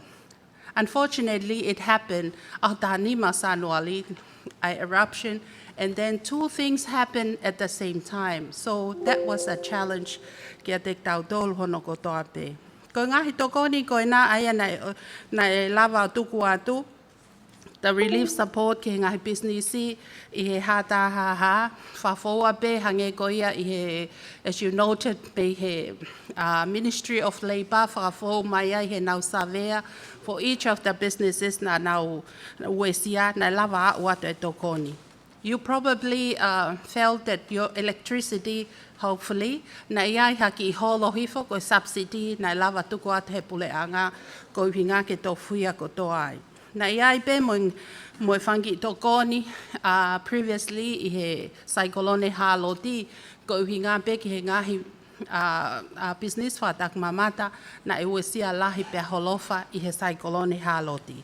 Unfortunately for the eruption, osi koeni ai hoko mai koeni ai pae mo ngafi ko e focus ai puleanga ke ngai residential housing ko ia ai ngai fale tau taha ko e no foanga mo mea ipe ko hinga whenga ke to langa ha ke kai ke to ia ha nau fale ka I he hoko atu o ai we have established a growth committees of membership handing CEOs of the key ministry, agriculture, fisheries, tourism, pe hange koia ko e kau mai ai pot ngau e koia tānak paanga, pe mo e labor and commerce, aia ko kinautol o kuiai whamalmalu ai ngahi businessi, ke whai ai sio ko ki resources ko eni o kutoe, e whai ai sio whaki ke he ngahi kole koia, looking forward to restore growth in the key economic sector. Koia o guai ai kole atu pe hange koe ni, and we look forward from hange koe koe kawenga pe mo popo ke he tau FETAKINIMA, pe ko fia lahi koe whanongo ke ngahi communities. It's like they also see the development ke he meanga e tau sio ki tau tolu ai kau businessi, kau nau sio koe maa ho nau ngahi kolo, ko tokonia, everyone has a role to play ki he TAKIMAMATA. Pe ko tangut po whanongo, pe o whiawhia I he whanongo, this is the perspective and the point of view me he communities. It's not really katok o atu hapaanga, they oknau lau, they are grateful, but at the same time, and I encourage that is the spirit and the tourism that we would like to promote. Malo Opito.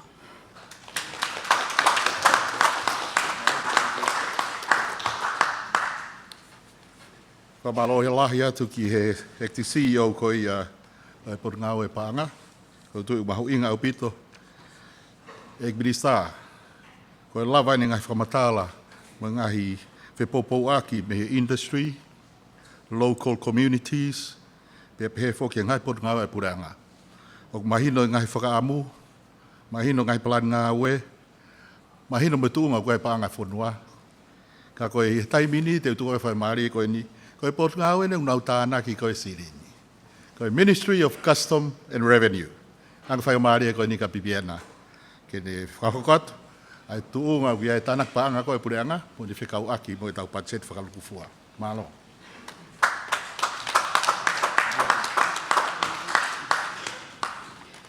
O kōkole ke uhu whangat pe mua i he tālau whaki nei kamata ke ai polokalama e aho koeni. Pe hei kai ke uto e whakaloloa, ku mauloloa e aho. Ka ata moa au ke u whakakakato e whatongiani, i hono whakafofonga ai pot ngā ue, tāna ki paanga hu mai pe moe tute. O kui kai ko kele mete au, nā ke kole mai ha mea ke whakaata, ko pipiena whaupula tāna ki au. I he whanonga mai ai potu ngā ue i he tau whapaanga kua osi, nai kauia i he whanonga na e whaingataa au pito. Koe whaingataa koe hi koe wesia, ai mo ui ai kakai i he COVID-19, pea toi hū mai pea moe pā ai mo o ngā whi. Lahi ai whaingataa na e whetau laki pea moe kakai e whonua, pea moe ngāhi businessi. Taimi tatau nai hoko pea moe whaingataa ki he potu ngā ue, ai wheinga ko ia ke whakakakato ai ngāhi whatongia, ko uhi na lahi ai taimi whakataptapui, tau te whito ki he taimi ko ia o Sanuali o whanonga mai ai ki Sune. Mahino na lahi ai ngāhi sektoa na e wesia, tau te whito ki he TAKIMAMATA, he nai haupe o tā puni hufanga i he whakatapu, ai ngāhi businessi e ni ihi, ko uhi ko i kaike ke i lava o matu uaki, ai ngāhi whaingataa koe ni. Koe ola whakai tuku hau, na ilonga hono wesia, na hā mahino au pito pe me he paanga, na e lava o si tānaki, pia me he sektoa koe ni o i TAKIMAMATA, a ene holo, pia maulalo ange i he ngahi tāu ki mua. Ne onga e whaingataa koe ni, kana e kei wheinga pe ai pot ngā ue, ke whakakakato hono whatongia, i he whenga ue aki, pia moe kakai o e whonua, ke totongi mai ai tuku hau. Pea koe ola ko ia, nai oso atu e ngahi polokalama ki mua, nai o vai ai tāna ki paanga e pot ngā ue whakalukfua, i e tau whakapaanga ko o si, ake ai taha tolu miliona. Hangepe, koe ola o ngā ue ko ia, pia mehe whenga ue aki, pia moe ngā ue whakataha ai potu ngā ue ni, pia moe kakai o e whonua, ngahi pot ngā ue ai puleanga, ngahi sektoa na nau ke iala mai, i he taimi whaingataa koe ni, o tokoni ki ono lukuluku, o tāna ki o ki seniti, o whakafou i he tuku hau, ke tokoni ki e puleanga, i hono whakahoko, a hono ngahi whatongia ki he kakai o e whonua. Ko e tau na e whaingataa, ka i he ngā ue whakataha, pea moe FETAKINIMA, pea moe kupu kotoa o e whonua, na tau wa usi ai ola ngā ue o e tau ko ia. Ki mua i he hau mai ai COVID tahiwa, mahino nai o si mau pe ai ngahi whakotūtu, pea moe palani whakalakalaka e whonua o kawai ai pot ngā ue koe ni. Ka koe au mai whatu pake ai ngahi whaingataa koe ni. Nai whotu ai project ai pot ngā ue, tuku hau ki mua i he COVID tahiwa, whi ngā ue aki pea moe TAKIMAMATA, ko Industry Partnership Project, pea na e whate whito ia i he whale watching sector. I he tau mua ke whakaai ai, pea mo whakalakalakai ai tauhi tutu uni whakatuku hau koe ni, pea mo whakama opo ai tuku hau totonu, ke tānaki pea mehe mamata tofua a.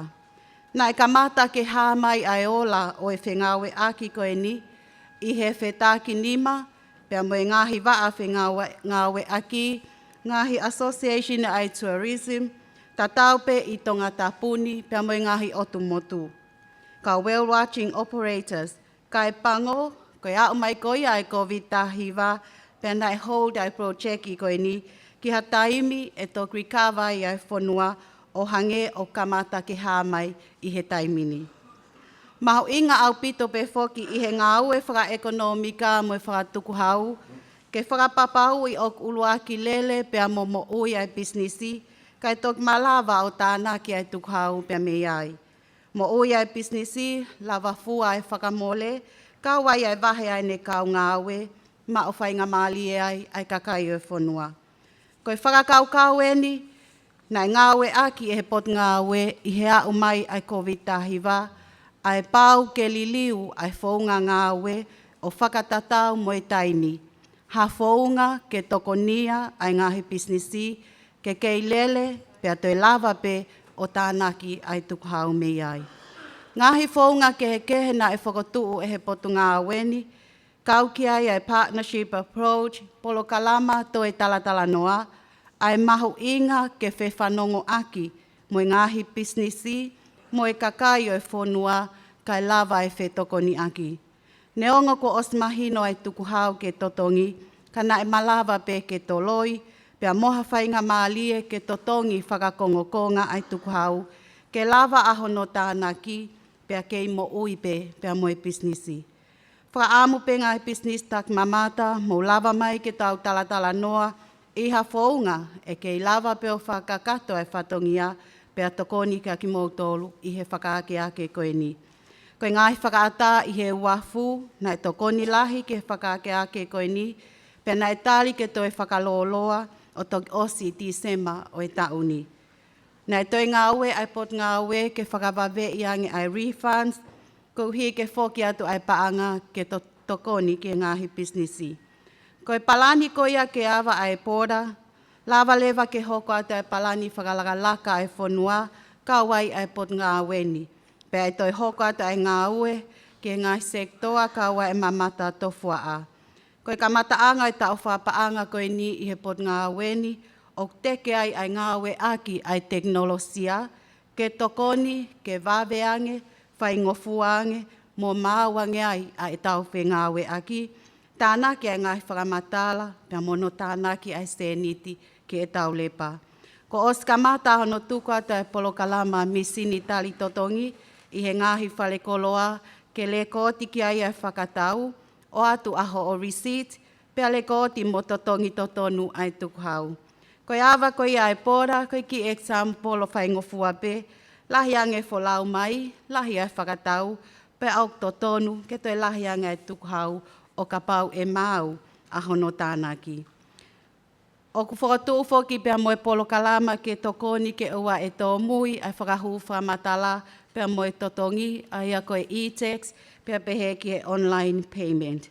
He ene pehe o iai ai pōpou lahi pia mei he pot ngā ue koe ni ki he TAKIMAMATA pia moe langa ngā ue o ku whakatuu e iai ai tupu I e kaha u ke tokoni ke taimi whaingataa o e whakaake ake o whanua, o ka pau te tau ngā ue whakataha, pia mo FETAKINIMA, o tau mua ki ha TAKIMAMATA, mo ha Tonga tu ULOA mo tūtai. Mālo aku.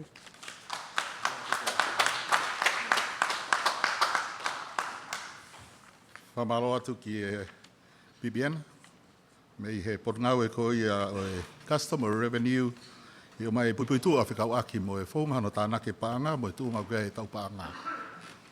Ka paupena mo mea ki ai, I he hoko koe ni ai ngai whakatamaki koe ni he COVID pea mo e tsunami, ne alu ki lalo ai paanga ai pureanga, aki ai pese te ua poine fitu. Koe tū he taimini o focus e pureanga ke naulawa tānaki, ke au ki he positive ua poine nima, tau whapanga hoko mai. I e tau ko mariu atu, pot ngā koe na nau tānake tā 12 miliona. Pa neongo e ne se lue pehe ekonomi, wai whamalo la. Ngā ngā whahoko he pot ngā koe ni. Koe tau whia mau sirini kotoa, ngā he sekta kotoa kau wai pot ngā kautaha mo industry e TAKIMAMATA. Tipeni kotoa he pārang tau mau, tu kehe ngā he tokoni mei mori. Wai whamalo la, e whi popou aki, ai ta wha koe ni, pe talu me he egnista, talu me he a wha koe kita. Pehe ki a wha koe halo tiu afta walo. Na ue sia lahi au pito lang whalalaka. Tau te whito ke ngā FETAKIMAMATA, hange pe koe ulo tonga hoko e taimini. Ok, whainga tā ia pe industry. Kana iai whakawhainga maari e whengau aki mo e potungau e koe ni, o lava e whengau aki pe mo wharepaanga, ke lava, ke tukuange ke tae tute koloa langa kotoa ki e langa FETAKIMAMATA. Toki mui ni mai ku kau mo ngahi business ke heo alo au ki ti se mahi taimini. Ka koe potungau e TAKIMAMATA ke ngahi business FETAKIMAMATA o ke ilere mai me wafta havalu, o ke ilere pe he taimini, te ke lava o tamaha o koloa, capital goods, building materials, ke au ki he nima kilo. Ai koe vai ua miliona, he kai ke tute. Kai whakapapau he pot ngā ue, ko businessi o klaisen, po ngā FETAKIMAMATA. Po koe whamalo lahi, he kei whia ngā ue aki man pot ngā koe ni, pa kou tui, koe ahoni koe awhawhiawhia e minista. O mahi no whekaukau aki e ngai ministry. Kou tui koe ke ilonga ki tua, ka koe whekaukau aki koe ngā ue ngai ministry, koe waine tokon lahi, ki ngai sekta ta kotoa. Po koe whamalo lahi atu ki ngai ministry, e ho mo iheni he ahoni, ke tau wheta anoa aki, e ngai ngāue te tau lava, ngāue whakatahai, e whakalaka whaluku fua e whonua. I e whainga maari e koe ni, kou tui ko lawalerei e ngai tawaki me ngai sekta, industry, local communities, ministries, government. Kou tuan whai maari e koe ni ki he ekminista. Ko ekminista whoki, o ku i he tawhakoi a e culture, pia ku CI, pia pehe whoki neon ko ekminista i a Ministry of Internal Affairs, whikau aki pia mangahi ngau anga whalot whanua, ka kou tukan whai maare koe ni, kia hane mea, whikau aki pia mo e Tongan traditional, pia mo e ngahi ngaue, whaka ulunganga whanua mo tuk whakaholo, eik minista. Baron Baia.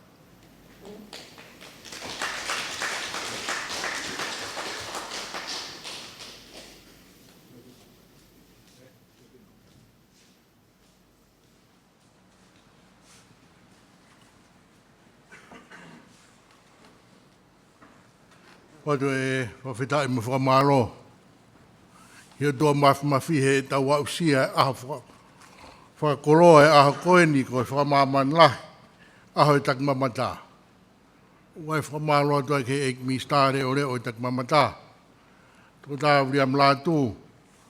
Kai uma e CEO o e TAKIMAMATA mo whalau e wā. Sione moara mawhi. Kau mai potu ngau e TAKIMAMATA i he whamanatu e ahoni. Pea mo e kaweinga ngau e koia o mai ke tau toi whakaukau. Hahara whanonga fo o e TAKIMAMATA. E CEO ka mai whawhonga o e TAKIMAMATA. Koe aho maari e ni utuk mai ke whaikia e ngahi sika. A ngahi kupwhikau aki o e whonua ke nau lawe mai ke TAKIMAMATA. Pea ngoi taumua koe o mai, koe haha toi whakaukau fo ke TAKIMAMATA. Lawe i atu e ngahi pokarama ko me mai aki he ngahi putunga ue maulunga ia. Maulunga ia si ka mai putunga TAKIMAMATA. Ko hono ngā koe kia hano whakawhihonaki o na ia ki he TAKIMAMATA koe tānak paanga. Pea moe policy. Ka wenga ko rea atua ki a aku. Ka wenga koe ni o whaui koe tala tuku whakaholo. Tala tuku whakaholo ia, koe ki hano tuku whakapaanga ia o ona.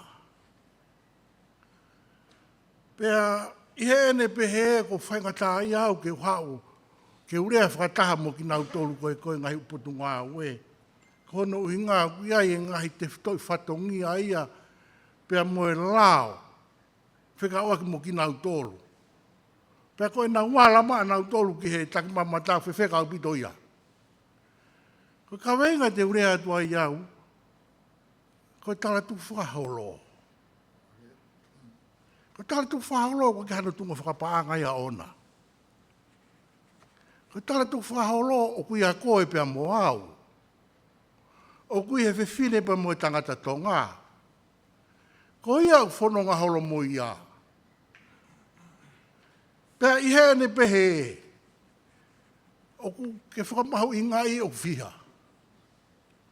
I he tau e tolu wafe koe ni kua hiri. Ha meo kei mo uia e tala tu whaholo.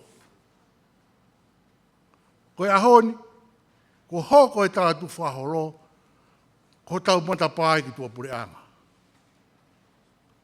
Pakai mai e kau wholau e wā, i e tofu a. Nā wakai mai ke tūnga koe e tahi. Nā wakai mai ke whai wā, kau mahi wā. Nā wakai mai ke tūnga, ko hai e ka kai unau kei nofo i he whanki i motu. Ka aku kohu waiha mō ngāwhi. Pako ka wenga whuki o tu mai e sione moala mawhi he hoa tāni. To e mai angeha whakaukau ke he. Me he tūnga koe ni. CEO, te kei ke hanga e koto tongi e tala tu whaholo. Hanga he tu tala whaholo o ia to tongi i koe. Ke hoko ai koe CEO. Ko ke hoko koe ahoni. Ke mahalungai pia ke takai a maamani. Ka kui whē tu whaholo. Ka wei ngai au ko o mai e au. Pea mea pango pe koe ke wula wau o whakahoko atu tu whakaholo i he re whakapritania. Ka koe tu ngai au to ton ke au atu aki. A tu whakaholo. Ka hahano uhinga na a whea e Queen Elizabeth hano wā. A ki i piri o te taiwa ni matolu. Koe hahano uhinga. Nai haare e kun Charlotte a Lonton he taimna e hawhaia hi whakarauni. Pena e kātoa koe Lontoni, uhala, e aho koe ia.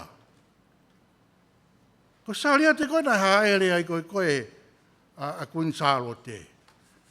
Nā ne fusi e ia ki lalo, a hono whakamalu.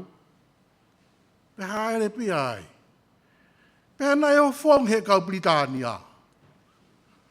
Ko hai o toi whakauha whakataha mo ki tau tolu. Whakamalu e kuine Britania, mai toi ngai hātu i. Kun sālo te pē taha, nā e kai ke ne whakamalu ko ne whakapapa. Nā e kai ke utui pe te uteke hau whakamalu. Ka nā utu hau whakamalu ki lalo ke whakapapai. A kuine Britania. Nau inga nā whea e ni. Haere mai kuine Britania, na kai ki haere ki New Zealand. Pea se de awhi Tonga. Awhi mai heni. Ki awhi o heni, petu koko atu ai. A eni haere. E CEO, makau TAKIMAMATA. Na i whē TAKIMAMATA he taimi koe ni. Ko tātu whaholo i ai whakaapa-apa. Moi tukutuku lau mea. O ku tauhi ake wa umai ke aho ni. Pe uhinga pehe ku lawe atu. Ke tunga ko ni kau tuku mahe CEO ke ure atu ai. Ko ku hingoa fuku asi he koe na aspia koe me mipa o e Tonga traditions.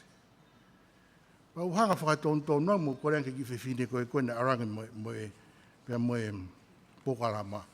Toi tāna ki atu ki ai minista o e whalotwhanua. Ngāhi ngāu e whalotwhanua. Pa tāna ki atu ki ai koe sea. Pa whehui mai ki whewhi, koe anu i ngā ko tang. Ngā ke awe ai o ngongo i tala tu whaholo. O koe ke hano paanga o na ia.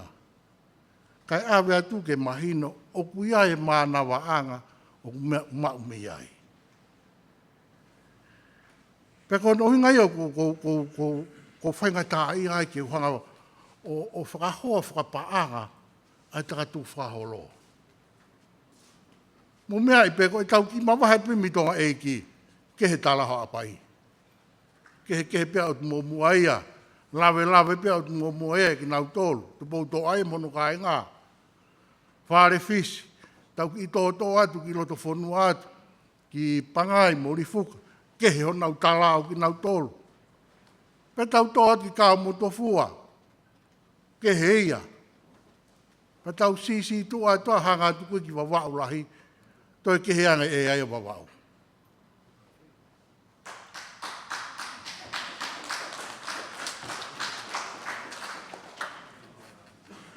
Pe taimi o ku tau hua tuai ki hawhulu hao kehe peia. Takimamata peia mei tua. Aro aku loto. Pe ku iai ho no ngahi tala o nai pea maari he taimi wana iki mai ei. Wai ko le rea mo ne tala talai whare mai ka ki tau tolo he tau o atu. Kai te ke te fie foki ko ki tonga eki mo hapai. No whalata hai pe ko heni. Koe ngahi tāla ia mo ngahi whekau, pe mo ngahi hiwa, pe mo ngahi manakoa. O e tala tuku whaholo o teu aki. E takimamata he ngahi ahoni. Koe whawahe kau maa kau pisnisi, koe tau wene wanoa e ngāua me takimamata. Pike ke whawhi ngā tahau ia ke uki i wholau me takimamata. Haku maa au he taim kotoa, be, ke ki pehe mai.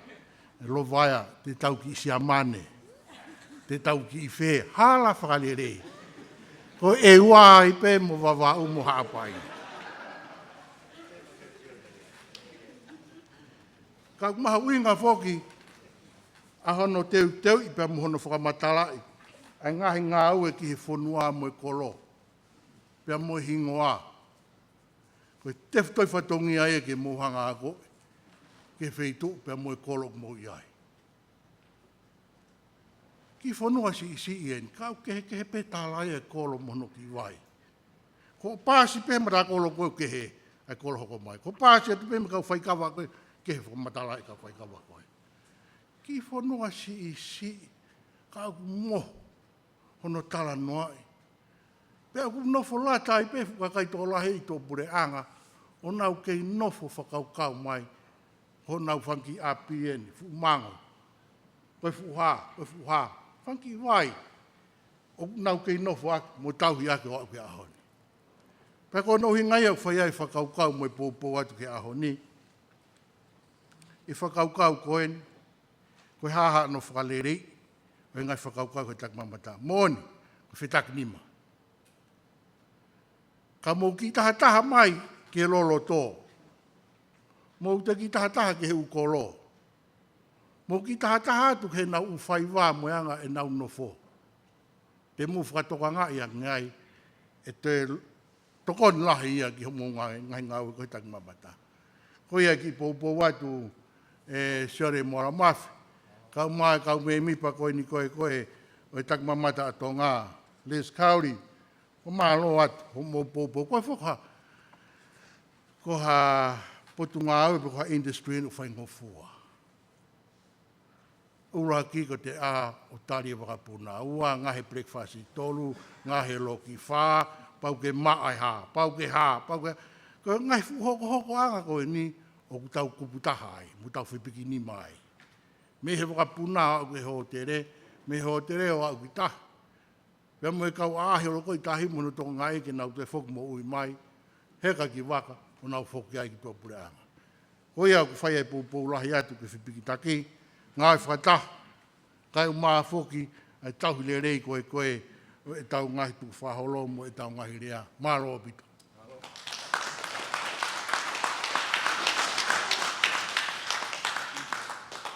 Kore mo ke tau te paspasi pe mo a Lord Vaia.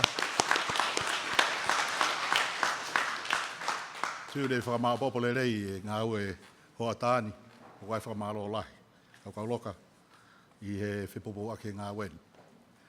Pako tui koe whakamā popo e tau ngā ue pongpongini. Ko tui koe ngā ue mga hi lea ko whakahoko ku le kōti, pako tui lahi ngahi isi ai e whai wakai ki ai, pe ange pe ko momi ai, ngai potu ngā ue ne pure anga ku nau whalanima mai, e whai whi ngā ue whakataha ki ngahi whima o bibiri ko ia industry. Pea mōni ko hoko e me a kaukau loka ke tau whanongo, me ke hingoa nei whakahingoa ake tongani koe o tumotua ngaofa. Nai kai koe futahi, na kai koe fuulu akau, ko hono kakai mo nganga whawhonua. Na kai ke mei haerea kuin Salo, e kuin Elizabeth, a Tonga he taiwani matolu, koe urunganga, mo culture, mo whonua. Koe culture, koe Tonga mo ui, the way of life, the way you do things, the way you dress, the way you dance. Pea kou tui, pea mōne lau kakoloka, kei tau lau tōtolu o whaka, put a dollar value on it. Koe me au tau lau kaua ke ahau ni ko tau culture.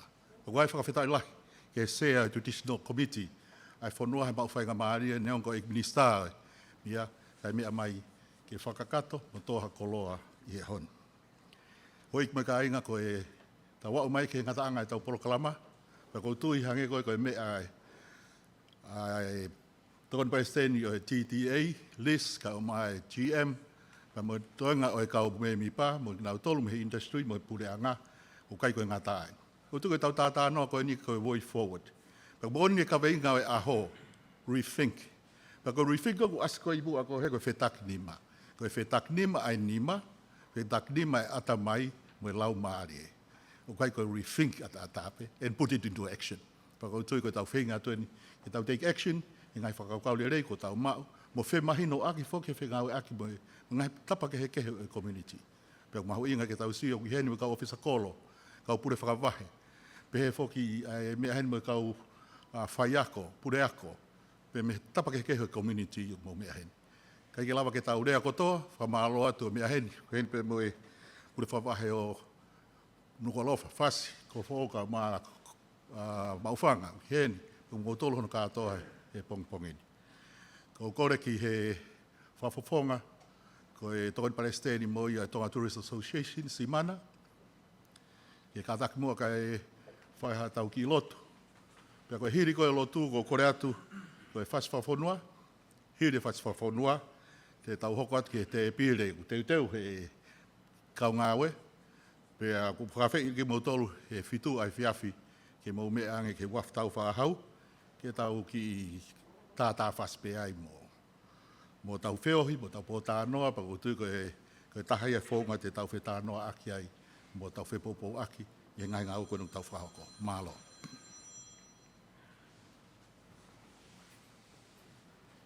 Malo mo a CEO, Sen Moala, mai whainga maari e koe ni, pa te uhufanga e ngai whakatapu ko si au whake atu, kau talango fuha ke tu ni. Pe whoki ai whiawhia lahi ai motu ani, kei lau maari e le rei ai eik minister, lot vaea. Ka te uwhai e mea koe na e tu ni mai ka te au, tau whoki pe ke sā me ua whaa koe ni. Koe otua, o ku a ana e mamani, whonua mo e kakai. Koe uhinga ia koe fo i lea koe eik, pe koe Lord. Koe Lord is the owner. Koe kawe inga ke tau FETAKINIMA ke TAKIMAMATA o ku tu ULOA. Ko ene tu ULOA o ta engata, ko pau ke kauai ai mea gui koe mo ui ta engata. Be si su. Sio ke kakai e mawhasia. Mautolu TAKIMAMATA koe ni. Oua. Hangea kainga ko vaisili vaipe. E anga whewhe ke FETAKINIMA. Hataha ku vaisiliva mo hataha ku vaisiliva. Tō mai COVID i tau ni ua tātāpun. Au hai mea koto. Au tala mai he e Lord. Tau res sonia ne vahe whaiwhikau aniu. Koe o tua. Koe au ana koe mo au kau TAKIMAMATA. Mo tau tui, mo hou eike. Pa koe ha ene lau ke tu uloa mo oni. Mātiu vahe ono. Fuafua kumi ke he pure anga e o tua mo ene mā oni oni. Pa koe mea koe ni tau hori kiai. E toki tānaki mai. Lau kia Solomone koe tangata tu maari e. Same te au a fitu. Kai kaua si hova he langa e whare. TAKIMAMATA tonga, pe koe pure anga tonga, pe koe hape hamea, pe koe koto kula noa. Same whaono, koe otua, koe matu aki toko ni ofi, i he aho e whaingata.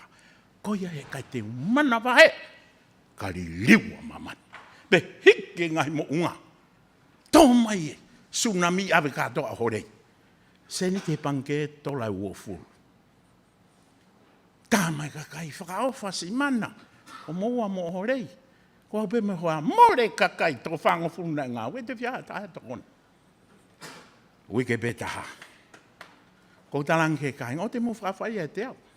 Ko tua e ko tau hui ko e te ne tau hiau. Wike betaha.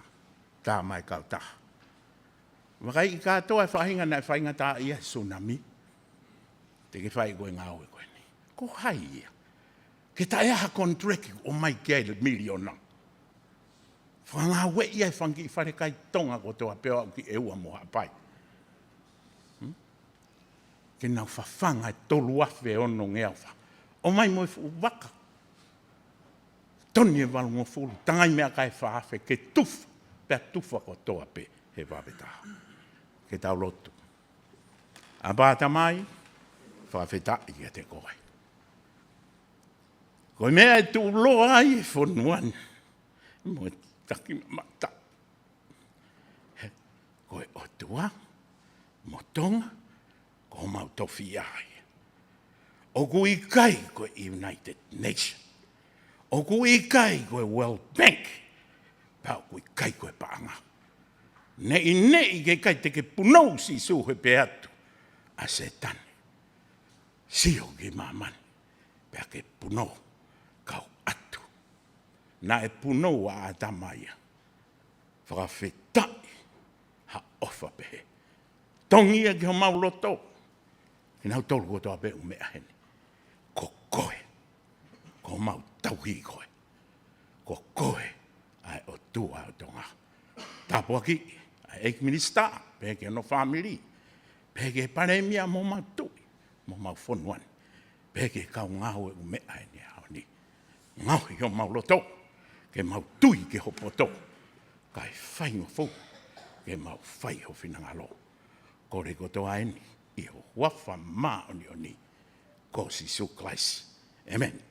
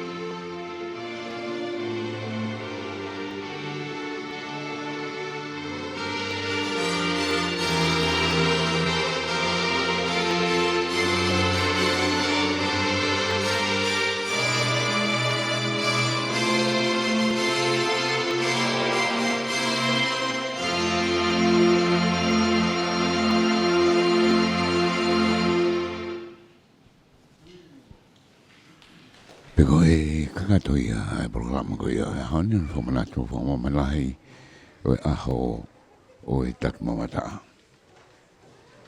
Whako ia i tongani he potunga oe, whako mai e ki e wharapatanga ko ia whanelua. Ko ngā ua programa whanu tapaki i pongpongo ia o e ahoni o taki ia e skilta lahi ko ia se susan tataina tonga alifreta diola. Whai bebe hano loto i he ulakonga ia e programa i konga hano wa ko ngai rea ia me ngai sectoral ke ko ia o tongani o kawai ai tala pa fonoa pe po ngai community ha we ngai ngau nga ara o ki he pule nga no ha ko to ko ne la le le ni fatang le ya te mo ko fa da toki pe mo live stream ko ia val fitu po ni ma fa ma ka fa fatang ko ia i he ni he e pong ni he to ki we live stream to po rea ai pate ki sina Peo ka fotale mo te fua me hi wal fitu po ni mama le tio. Bisa te tanto hi. Ko sa Slovaka. Mo mea.